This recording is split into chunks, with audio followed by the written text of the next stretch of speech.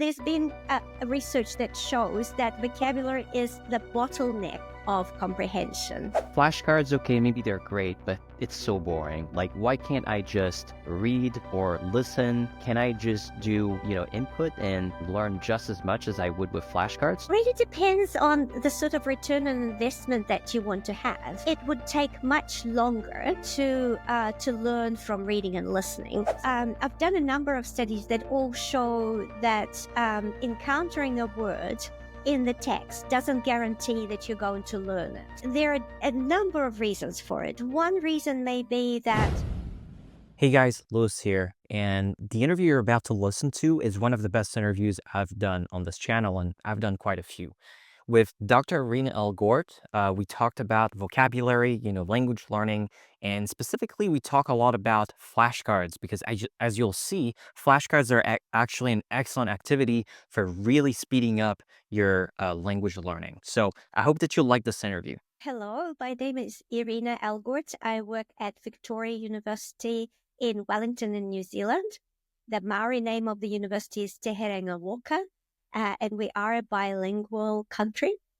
So why, the question was, why should people listen to me? I'm going to share some of the experiences I have, both as language learner and as a researcher. And I think I've particularly looked into certain areas of language learning and have accumulated some knowledge about it, but I by no means am the only authority. And my opinion may be different from, say, some other scholars that you have interviewed. I just feel that it's good to have these conversations and for our listeners to maybe make up their mind based on the different advice that we're all giving them. Right, and just you mentioned that you're also a language learner. What languages are you learning or have you learned in the past? Well, English is my second language, but I learned it really early in my life. And so my first language is Russian, but I feel that I'm more fluent now almost in English than in Russian. But I guess I'm a balanced bilingual, what you can say. It's hard for me to tell whether you have an accent. I mean, obviously you have an accent, but initially I thought, well, this is just a New Zealander accent. But it's hard for me to tell whether people in New Zealand, when they speak with you, do they realize at some point that you're not a native English speaker or not at all? It varies. It really depends. Some would ask me whether I'm not a New Zealander. I guess New Zealand accent is slightly different. And when I was first learning English, it was more British English. So my accent has shifted quite a lot. But it still comes through quite a bit, especially when I'm trying to concentrate. Sometimes I sound a bit more along the lines of British English. And my partner's American. And so sometimes I have some Americanisms in my language as well. So it's kind of a mixed bag. But I really don't mind. I think it gives me a bit of a character. Right. Well, that's pretty cool. Now, I want to dive into vocabulary because it's one of your areas of expertise, and we've talked about this just before we started recording. You've worked with Paul Nation, who I think people have watched my interview with Paul Nation. It was pretty nice. Could you tell us why vocabulary is so important for language learning, and is it, in your opinion, the most important aspect of language learning? Well, I should say it's the most important aspect because it is my main research area. Well, yes, indeed. I worked with Paul Nation, who is probably one of the key figures in vocabulary teaching, learning, and research. And he really inspired me to study vocabulary.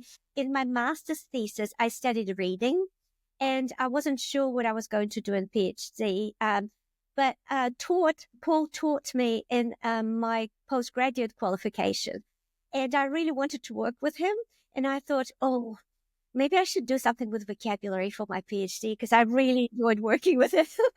So I kind of shifted from reading to vocabulary. But I love both topics and research both topics in the context of second language reading and second language vocabulary learning. So I think vocabulary is really important. And I don't think anybody would argue with that. So if you want to learn a language, we can't communicate without having words. And I guess if we think about communication, which is the ultimate goal of learning a language, what we want to do is communicate meaning. And vocabulary is something that allows us to do that. Words, larger units, that words, multi-word units. And even if we think about grammar, in some ways, in order to be able to produce a sentence, the grammatical structures also use auxiliary words, and they use functional words, but they're also words. So in the end, nothing is possible without vocabulary, even grammar or syntax. It's just not possible.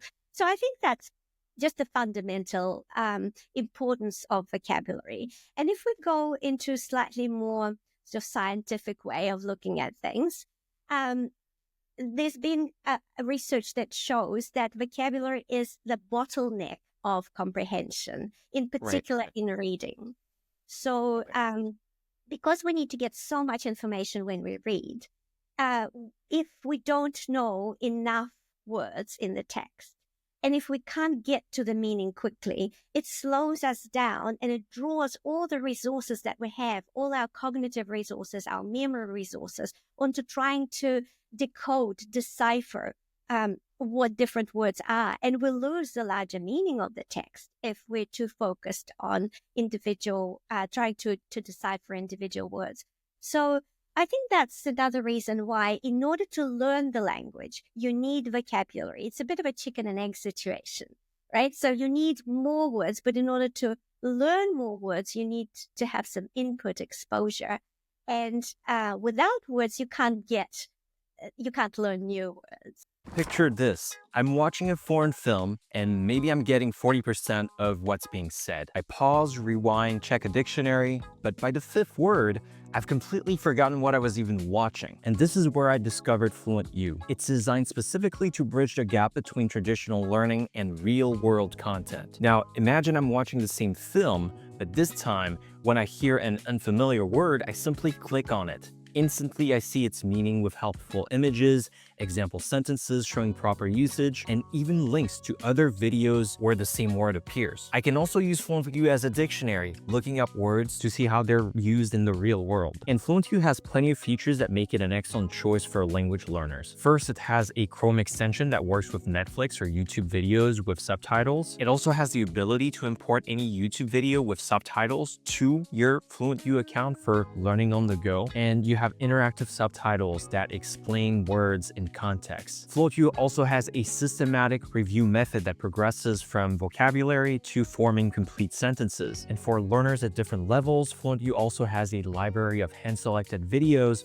for both beginners and intermediate learners and even beyond. And FluentU works in my browser and also on my iPhone, but if you have an Android phone, it's also going to work on your Android phone, so my learning continues wherever I go. And for my viewers, FluentU offers a 40% discount and a free trial. So the special link for this is in the description. So if you're serious about learning a new language, FluentU provides a structured way to make this happen. No miracle promises, just a real tool for real learning. But yeah, I can tell from my experience that just, words, it's just, if you don't understand something, if you can't say something, I mean, there's no fancy solution. It's just, you don't know the words. And so just learning the vocabulary, obviously there's more nuance here. It's not just individual words. There are also collocations and stuff like that. But vocabulary to me has been the biggest, bottleneck in terms of comprehension and so on. So I tend to spend a lot of time doing, learning vocabulary.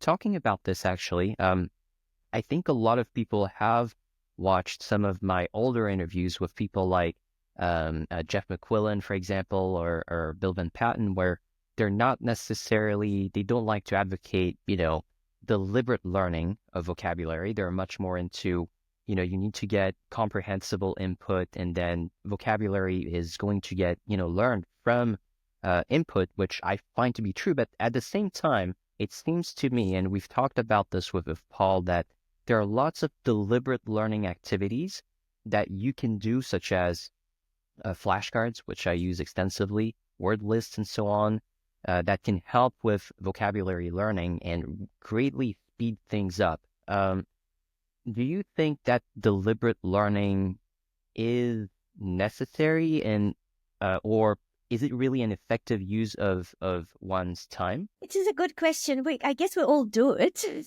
I don't think there are very few people who've learned a language without trying to deliberately memorize some words.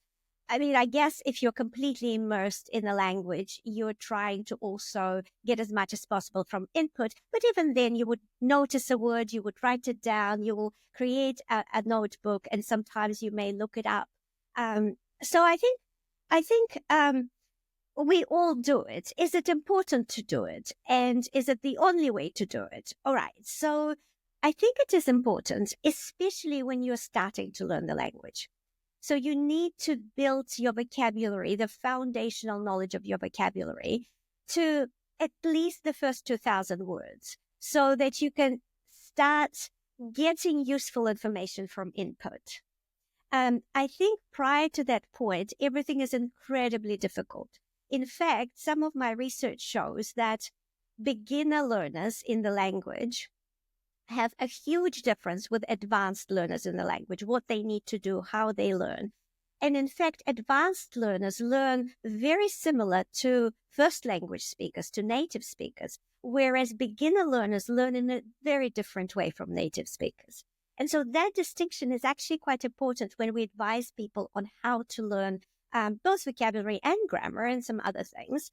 It's important to realize that when you are at very early stages of learning, you will really need to acquire as much as possible the minimal vocabulary that will allow you to communicate at a simple level, read at a simple level, and maybe listen with understanding, even if it's simplified input.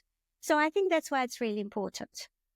I did my PhD on learning from word cards as well. Mm-hmm. But the reason I did this wasn't specifically to prove whether or not to use word cards. The question was, what kind of knowledge do we get if we use flashcards or word cards? Is this knowledge useful?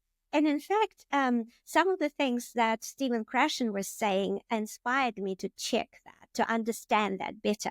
Because if we think it's useful, but if it really isn't very useful, then probably we shouldn't spend so much time on using flashcards.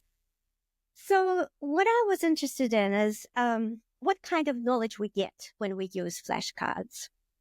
And I guess we can say that some of the knowledge is knowledge about the language. And that's what Stephen Krashen would say. He would say, you can learn a lot about the language by deliberate learning. But it doesn't mean that you can use this knowledge usefully when you're interacting with someone in real time or when you're reading a book in real time. It's not very useful. And that's true, right? So we do want knowledge to be used in real language use. So at the same time, I was thinking, when we are learning new words using word cards, what is happening? What are the processes that are happening? Well, one process is that we'll look at the form of the word. We can call it orthographic form, it's written form. And then we usually would flip the card, and I'm talking about the physical cards at the moment, and see the meaning or an example of use on the other side of the card. Mm-hmm. So that's the trick, right? It's not the same as using a list.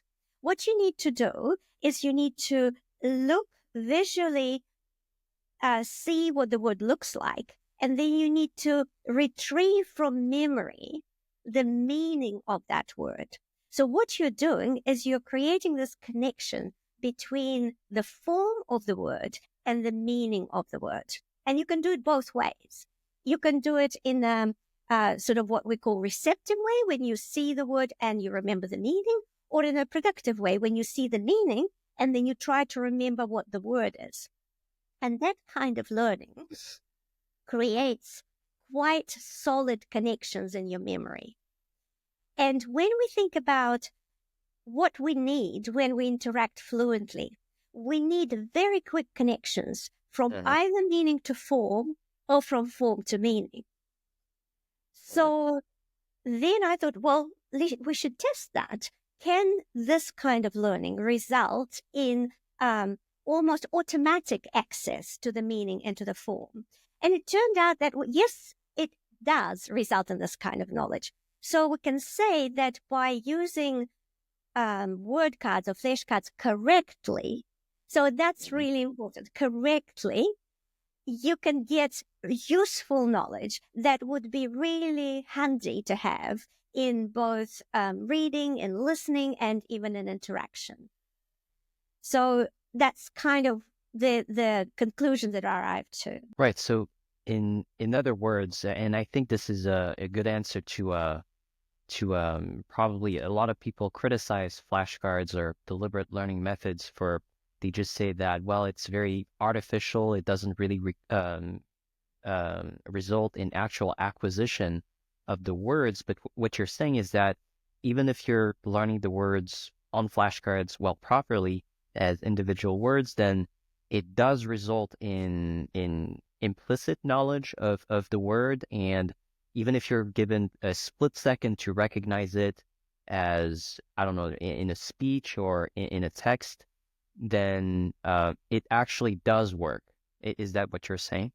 That's right. I did some experiments after, so students learned these words for a week. They had a schedule. So initially they repeated them a lot.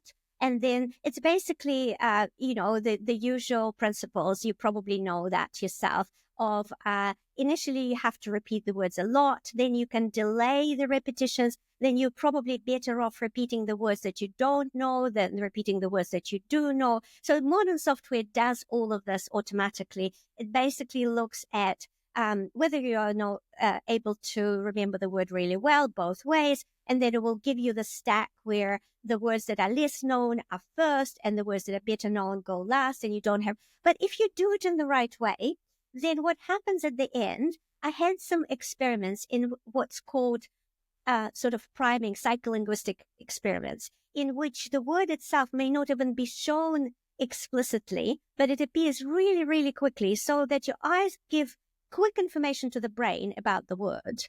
But then by manipulating the relationship of this first word and the word they see after that, you can see to what extent we can extract that information.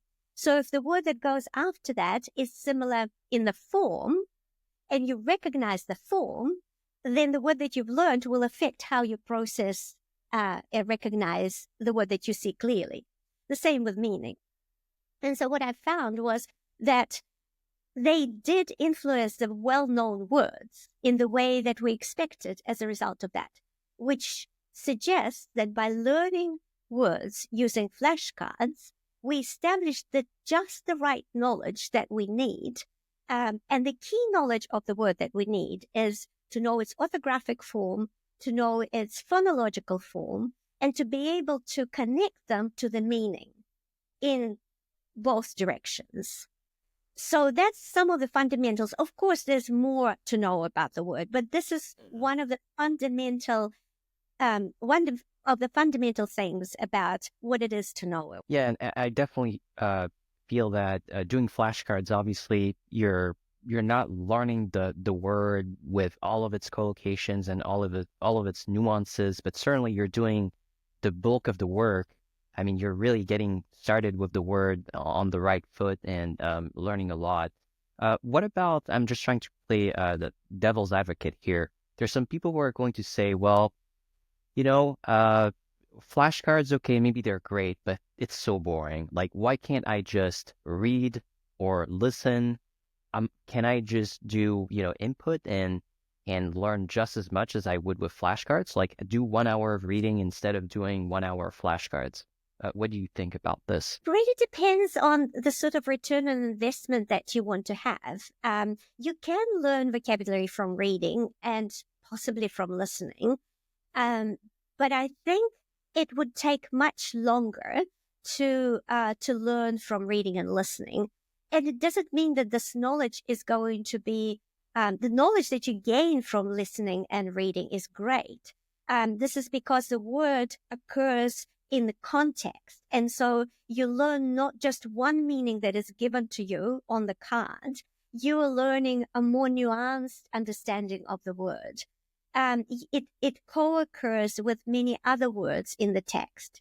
And so via this co-occurrence, our brain can identify the patterns in which meanings are sort of put together in a sentence. And so maybe the richness of knowledge that you gain from reading eventually will be greater than the one that you get from flashcards. But in order to be able to start that process, you really need to know enough words. And so I think that initial stage where you're gaining the knowledge of the words good enough to give you a chance to understand what you're reading, to guess from context, to be able to move through the reading, that's inevitably necessary. I mean, I picked up a book over the holidays thinking that I will be able to read it, and it was way above my level of vocabulary. And I really struggled. It was such hard work to go through this book without having enough language, enough words, enough vocabulary. So it becomes a really painful process. So when you say it's boring, I think reading a book where you don't understand anything is even more boring because you don't get the meaning and you don't get the satisfaction from learning something. But I also get the point of saying that just doing flashcards is not going to give you the knowledge of the language that you need. So I guess it's just the balance in different learning activities that you do. And that's what's important. And flashcards are a key component, especially at earlier stages of learning in your learning repertoire. I think that's how I would describe it. Right, good. And so I've actually created flashcard packages, as a product that are compatible with the app called Anki. I'm sure you're aware of it. It's a free app that's pretty popular and it's free. I have decks for multiple languages, and actually what I've done for adding a little bit more context is that the decks are composed of flashcards, so about 8,000 to 11,000, which is a lot, but each card presents a new word. The order of the flashcards follows the frequency of the word in the language. So I actually used my skills as a programmer to do this, and each card has a target word, the translation in English, and it also has an example sentence of how the word is used. And there's a lot more information as well, and people can check this out. That they're called the Anki core decks. It's a bit of a long name. It's a bit of a mouthful, unfortunately, but I'll put the link to this in the description for people listening. But so I just want to get your feedback on this, because you have decks, about 10,000 flashcards. They're essentially frequency lists based on my analysis of multiple corpora in different languages. Each card has, so I said, the word, the translation, an example sentence, the translation for all this, obviously. And there's also audio for the target word, audio for the example sentence. And then where it gets a little bit fancier, I would say, is that there is information, and I got this from a book from Paul Nation. I've added a mnemonic, so one mnemonic per flashcard using the keyword technique, which I find very useful, because coming up with the mnemonic on your own is pretty time consuming. And there is finally a word part analysis if the word is long enough, breaking down the word and analyzing the different components. And the way that it's supposed to work is that you get the word, the front of the flashcards. That's what I do, at least. You have the word in English, and then you're supposed to recall the I don't know, the Spanish version or whatever the word, the language it is that you're learning. And so that's essentially the way that it works. Could you give me some feedback on how I could improve these flashcard packages? So there are a number of things there that we could probably take apart and think about the usefulness of it. So personally, I think that it's very difficult to learn new words when you're just a beginner without your L1, without your native language. It's almost impossible to do that. And so I can understand why the first language would be quite useful to have for beginner learners. However, once you've passed that first threshold, I think it may be more beneficial to use simple target language words. So, for example, you have your words that you're trying to learn in the language that you're learning, and a very simple explanation of that word also in the language that you're learning on the other side of the card. And what it does is that it really strengthens the lexical semantic networks in your mind, because you connect the word that you're learning with other words that you already know. And the other thing is you are avoiding the translation route. So when you're trying to learn words using flashcards, what you want is a really, really quick connection from the form to the meaning. And you want milliseconds connection from the form to the meaning to be able to understand natural language. And so what happens is when we learn it with the first language, we learn the roundabout route from the form of the word in the second language to the form of the word in the first language, and from the form of the word in the first language to the meaning of the word, right? And so instead of going directly, you're going through a long route and may slow you down a bit. It's still helpful because you will be able to recognize this word when you're reading, and eventually you will get the meaning of that word because you've learned it this way. And I guess it's still helpful for reading comprehension.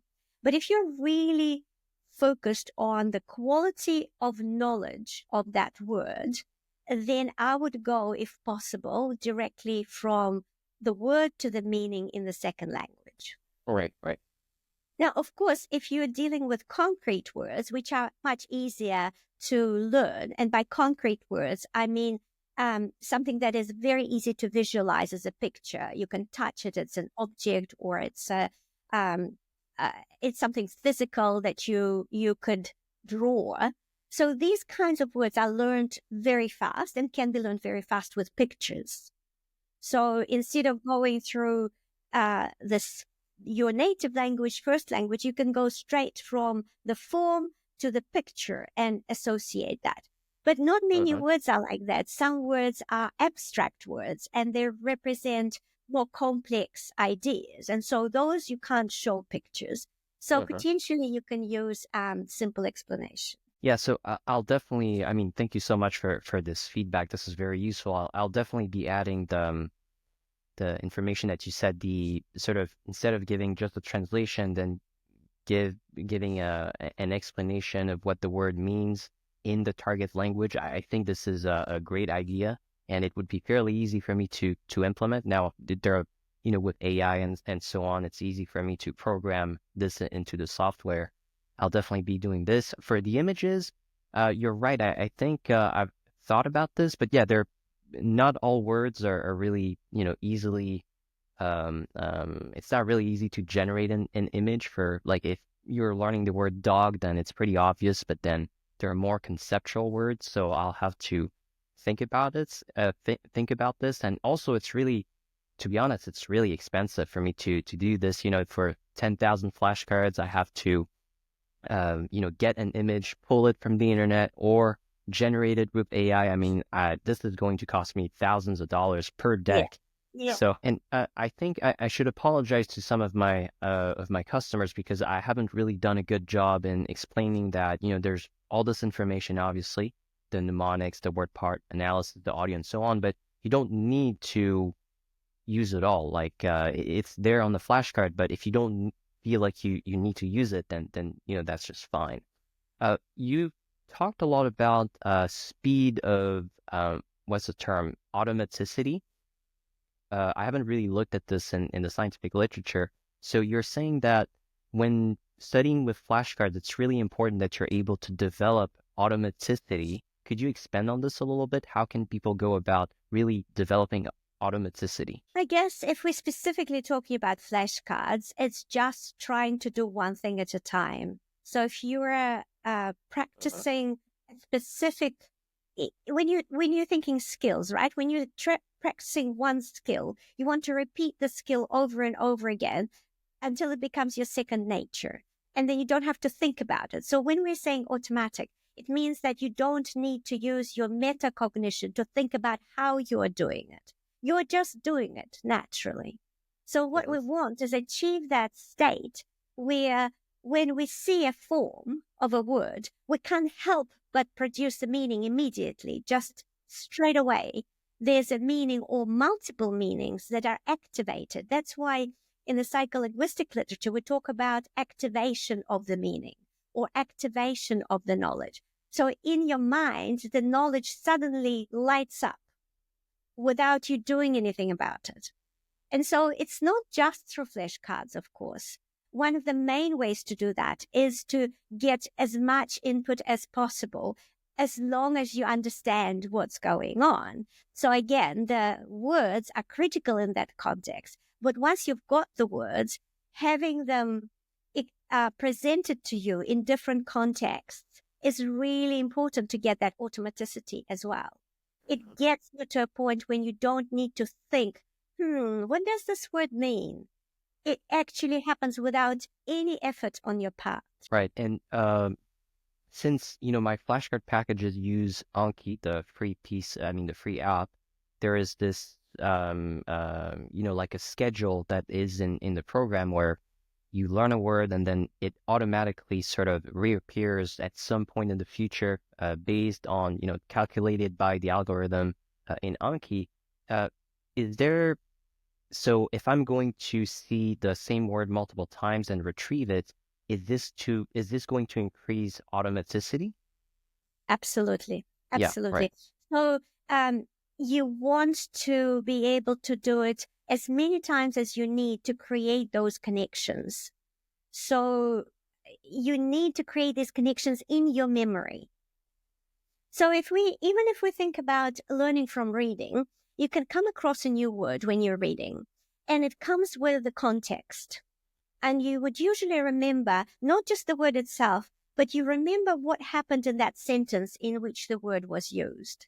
And that's called episodic memory. It's like one episode from your reading. You remember it as a whole with the word. The more times you come across this word in different contexts, some of the initial meanings, or they're called meaning features, may be the same in each time, but some may be wrong. You may have guessed wrong. You may have misunderstood the sentence. So eventually, the more times you come across a word in different contexts, the better it becomes in terms of the knowledge of what really this word means. What are the features of meaning that are associated with this form? And it moves from being individual episodes to your semantic memory that is of general knowledge that you can access. So then you don't need context to remind you what the word means. You can just see this word and immediately remember what it means. So this is where we're getting with these flashcards as well. We're getting it to the point we're kind of bypassing that longer stage of encountering this word multiple times in multiple contexts before it becomes part of your semantic memory. We want it plunked into your semantic memory as soon as possible. So what you want is we want to see the form and see the meaning, and it's added to your, I don't necessarily like the term mental lexicon, but it's just the easiest to probably use. So that gets part of your networks. I like networks better than lexicon because they're sort of interconnected. They're parts of meanings of different words that overlap and parts that don't overlap. But we need that in order to be able to really understand the language. So yeah, I think I can't even remember exactly what you were asking, but I think it is really important to get that connection from the form to meaning, and for the meaning to be really deeply encoded without any other distractions.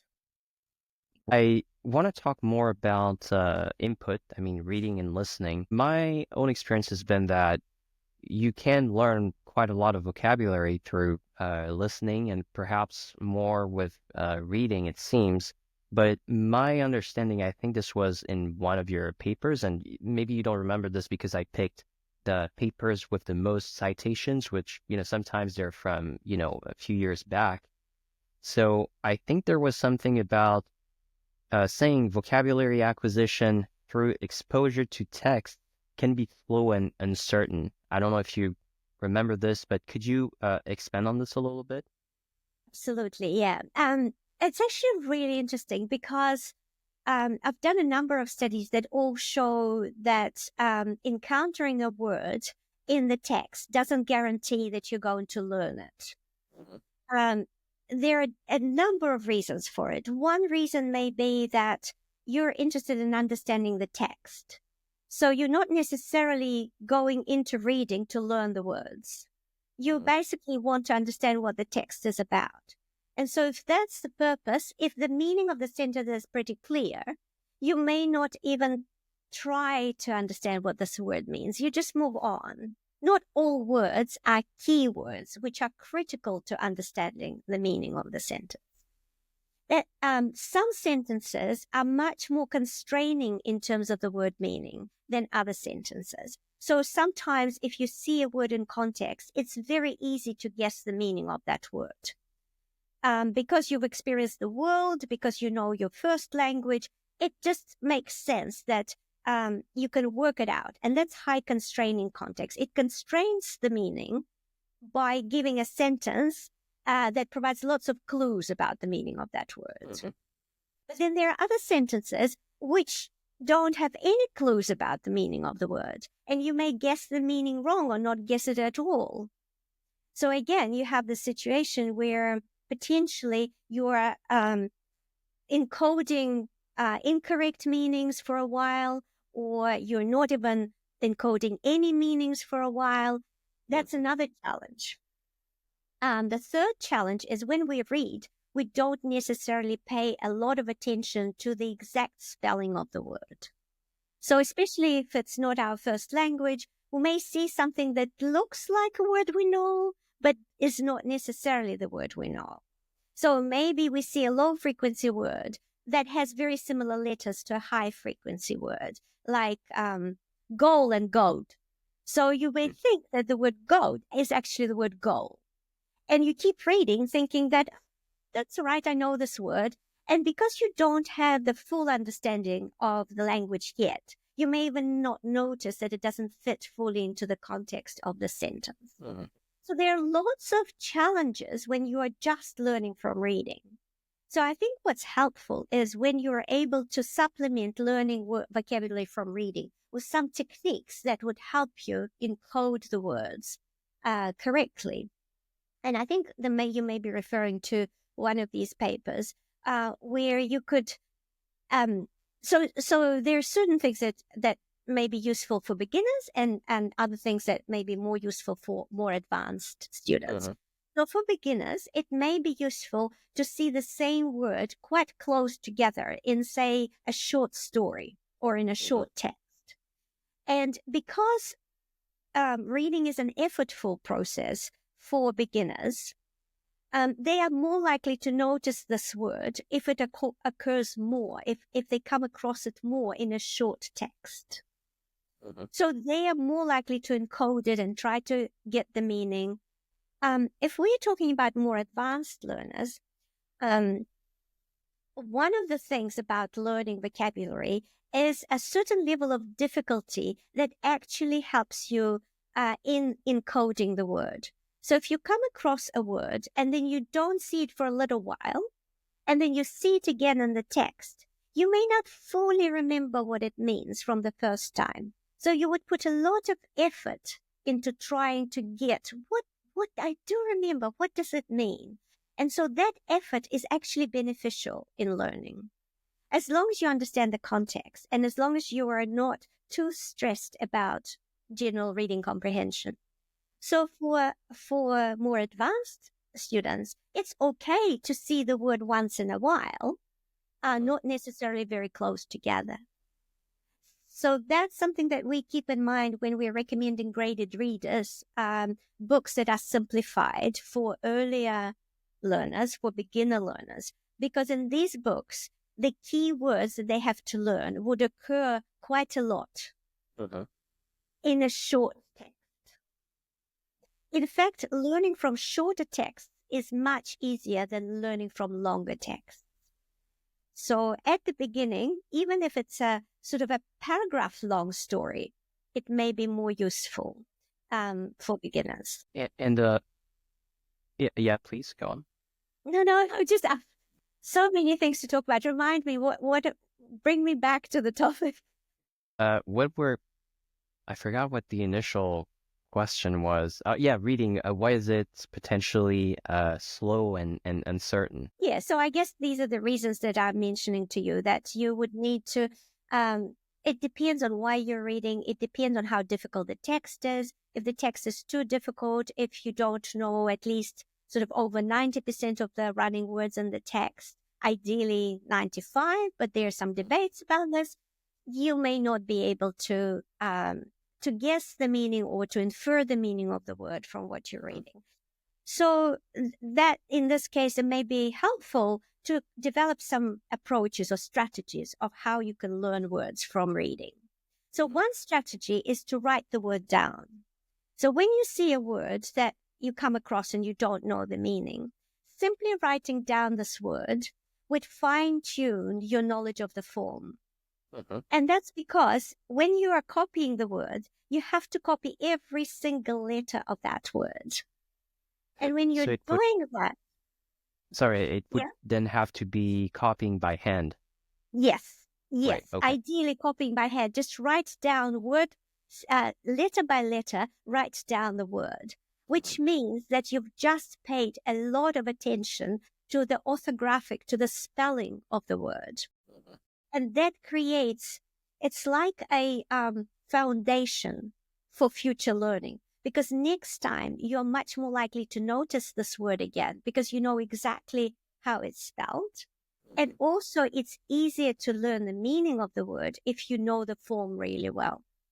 So all of these things are actually quite useful. It's such a simple thing to simply write down a word, but it will help you in the future. Guessing the meaning from context is also helpful, especially if you guess the meaning from context first, and then potentially, let's say you're reading a short story. There are a couple of words that you're not familiar with, and you would really need to know what they mean to understand the text. So you can try and guess the meaning of these words to start with, then finish the text, reading the text, and then take a dictionary and see if your guesses were correct. And so why I'm saying this is because it is really beneficial, that initial effort to guess the meaning of the word is very helpful, because you pay attention to the context, you pay attention to other words that may resonate in terms of the meaning with that word. And you're also, so memory-wise, you will remember your guess, but also when you are checking it after you've finished reading, you're giving yourself a chance to correct anything that's incorrect. So potentially you guessed, usually in reading, especially if it's a more supportive context, you're likely to get some meaning of the word. Maybe not fully, but an idea. It's an object, it's a disease, it's a flower, whatever. Yeah. And then when you actually check it in the dictionary, it consolidates your knowledge. So whatever correct aspects of the meaning that you guess will resonate with the meaning in the dictionary, and it kind of becomes together. It's sort of it almost is then now one representation from what you remembered from the text and from what the dictionary has told you. So that's a very effective way of remembering new words from reading. Right. Excellent. I think we're reaching the about an hour, so I want to be respectful of your time, but I have a last question, which sort of is, it ties everything that we've been saying. If you had to learn a new language in, let's say, a span of a year, but you don't have any, you don't have a job, you don't need to cook or clean or whatever, everything has been already taken care of for you, and you're a professional language learner, for an entire year. And it's a pretty hard language, let's say Japanese. And so there are tons of words that you need to know and so on. What sort of program would you design and then go through with the objective in the end of reaching a level as high as possible after a year? If I were to start from scratch, then I would probably start with very simple topical examples, like sentences, short, simple sentences on the topics I know. So I would know what they are about. Potentially, they may even have some illustrations. And what I would do is I would look at how these sentences are put together, and then I will try to translate the words, individual words, into my first language or another language that I know. It depends on how people learn. But I would then try to see what are the key words that I need to understand the sentence. Then I would take these words and make them into flashcards. And I may potentially also create a notebook for myself where I would write the word so that I also remember it as best I can. I would probably try and work out initially what is the grammar system as well. So I would want to know, are we talking about the actions or the descriptions that are happening now, happened in the past, or will happen in the future? And pay attention to what changes if we go from what's happening now to what was happening in the past, how the words change. And that will give me a bit of information about, let's say, the affixes, or the way that, if we're talking about alphabetic languages, but if we're talking about other languages like logographic languages, you can see if the tense is marked in this language. Because if you speak the language in which the tense is marked, but you're learning the language in which it's not marked, so find out the big differences between the language that you're learning and your own language. So a lot of this will be really learning about the language before you're able to start actually engaging with the language. And then I would regularly practice every single day for a certain period of time. I would practice reading, a bit of reading, very simple reading, a bit of listening, again, very simple listening, ideally of the text that I already read and know. And I would try to learn some vocabulary. This would be the 3 activities that I would really engage with. And then just keep building up my vocabulary, increasing the length of the text, increasing the difficulty of the text, increasing the length of the listening input that I have. So a lot of that, and the reason is I always talk about writing prior to listening is because in the second language, quite often we already have our first language pronunciation system, and listening to a new language is very challenging for a number of reasons. One, we don't know when the words start and end. Whereas with written language, quite often you would have words somehow demarcated, maybe harder with Japanese, but you have some indications. In listening, you're much more likely to have serial processing. You can't stop. It keeps going. In reading, you can stop and look back if you don't understand something and focus on one specific item that you're interested in. So you're more in control. So I think you can gain more information from the written text. But of course, it's not sufficient. And what you want to do then is you want to see, what do these words sound like? And that's when you would go and listen to the text, maybe the text that you've read. Right. Well, I think that's what I would do. But by no means, I'm not like that. I mean, I think other people do it quite differently. I had a friend who ingested dictionaries. She just lived with dictionaries, and she learned Japanese through just reading dictionaries. But, different people have. That different sounds, approach. yeah, pretty hardcore. But this interview has been very insightful. Thank you so much. I'm going to make sure for the listeners to put all of the takeaways, as a summary on my website. I'll put the link to this in the description. And Irina, thank you so much. Well, you're welcome. It's lovely to talk to you.